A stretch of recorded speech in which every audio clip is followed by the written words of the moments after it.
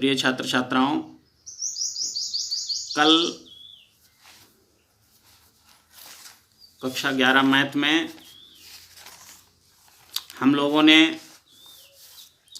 सरल रेखाएं में दो टॉपिक के क्वेश्चन सीखे थे। पहला था दो बिंदुओं के बीच की दूरी निकालना और दूसरा था रेखाखंड के मध्य बिंदु के निर्देशांक ज्ञात करना। दोनों के ऊपर हमने एक एक सवाल लगाया था और आज हम उससे आगे की चीज़ें सीखते हैं। वैसे ये जो इस समय हम पढ़ा रहे हैं, दो क्लास, कल का फर्स्ट लेक्चर जो आपने देखा था, आज सेकेंड लेक्चर आप तो देख रहे हैं, ये हाई स्कूल से रिलेटेड है। अभी आपका रिवीजन हम करवा रहे हैं और जब आप लोग ज़्यादा से ज़्यादा संख्या में जुड़ जाएंगे फिर इसको और फर्स्ट ईयर के सिलेबस की तरफ हम मोड़ेंगे। आइए आज एक नए टॉपिक पर चर्चा करते हैं और उसको सीखते हैं। सबसे पहले है विभाजन सूत्र। हाई स्कूल में आप लोगों ने इसके ऊपर सवाल लगाए हुए, एक बार पुनः इसको दोहराते हैं और सीखते हैं। विभाजन सूत्र है, इसको सेक्शन फार्मूला कहते हैं। बिंदुओं, कोई बिंदु A है, उसके निर्देशांक x1, y1 है तथा दूसरा बिंदु कोई B है, उसके निर्देशांक x2, y2 को मिलाने वाले रेखाखंड को m1 अनुपात m2 के अनुपात में अंतः विभाजित करने वाले बिंदु P के निर्देशांक, अंतः विभाजित करने वाले बिंदु P के निर्देशांक, अंतः विभाजित करने वाले बिंदु P के निर्देशांक, अंतः विभाजित करने वाले बिंदु P के निर्देशांक x, y अगर हम मान लें निम्नलिखित होते हैं। तो सबसे पहले x का मान कैसे निकालते हैं?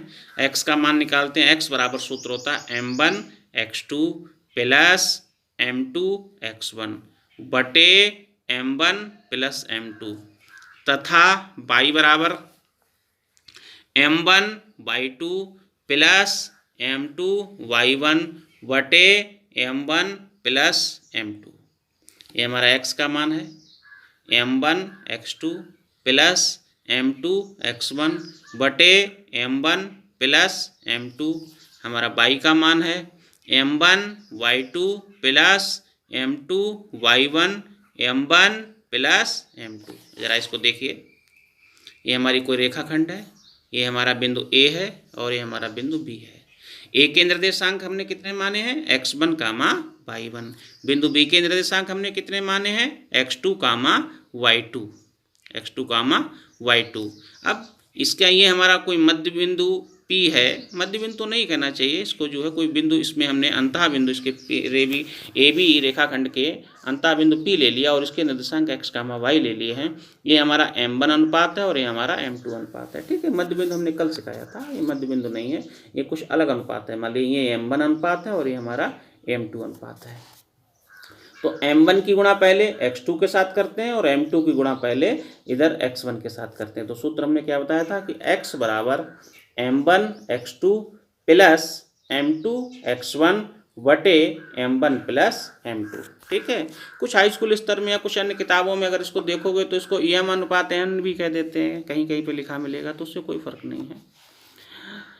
रेखाखंड को दिए हुए अनुपात में बाह्य विभाजित करने वाले बिंदु के निर्देशांक अगर अंतः के कहेगा तो यहाँ पर बीच में प्लस का चिन्ह आता है, और अगर बाह्य शब्द का इस्तेमाल कहेगा तो यहाँ पे x बराबर m1 x2 minus m2 x1 बटे m1 माइनस m2 तथा y बराबर m1 y2, y बराबर m1 y2 minus y2 m2 y1 बटे m1 माइनस m2।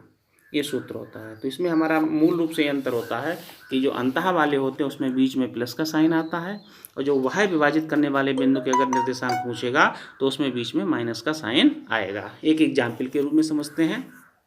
एग्जाम्पल है उस बिंदु के निर्देशांक ज्ञात कीजिए जो बिंदुओं, हमारे बिंदु एक क्या दे रखे, -1, 3 तथा 4, -7 को मिलाने वाले रेखाखंड को 3:4 के अनुपात में पहले हमारा क्या कह रहा है, अंतः विभाजित करता है, और दूसरा हमारा इसमें पूछ रहा है कि बाह्य विभाजित करता है। दोनों स्थितियों में हमें रेखाखंड के जो है वो जब अंतः और बाह्य विभाजित करता है तो उस बिंदु के निर्देशांक ज्ञात करने हैं। आइए इसका हल देखते हैं।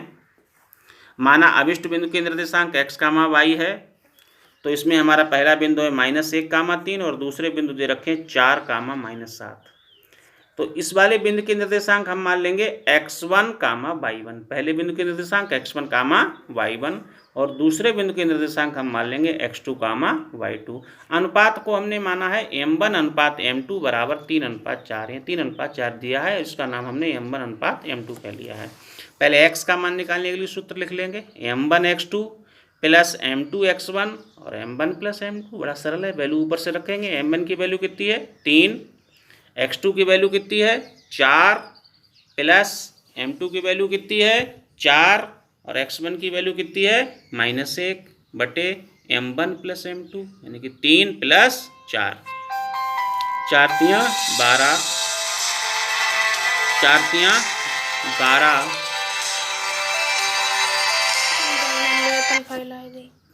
4 तियाँ 12 माइनस के 7 बटे 12 माइनस के 4 बटे 7। काल आने से थोड़ा डिस्टर्बेंस हुआ था, इसको ज़रा दोबारा पुनः समझ लीजिए। 4 तियाँ 12 माइनस के 4 बटे 7, तो ये 8 बटे 7 हो जाएगा। इसी तरीके से y का मान निकालेंगे, m1 y2 plus m2 y1, m1 plus m2। m1 का मान कितना है 3, y2 का मान कितना है -7 प्लस m2 का मान कितना है 4, y1 का मान कितना है 3, और यहाँ पर m1 प्लस m2 के मान कितने थे 3 और 4, तो हमने यहाँ पर नीचे जोड़ लिए 3 प्लस 4, 7 तियाँ 21 प्लस 4 तियाँ 12, -21 प्लस 12। जब इसको सॉल्व करेंगे तो कितना बचेगा -9 बटे 7 है। तो अतः अभिष्ट बिंदु के निर्देशांक कितने हो गए 8 बटे 7, -9 बटे 7 है।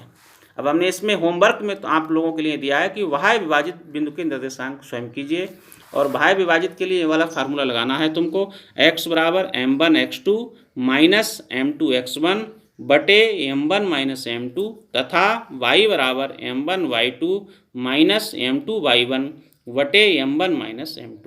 ओके।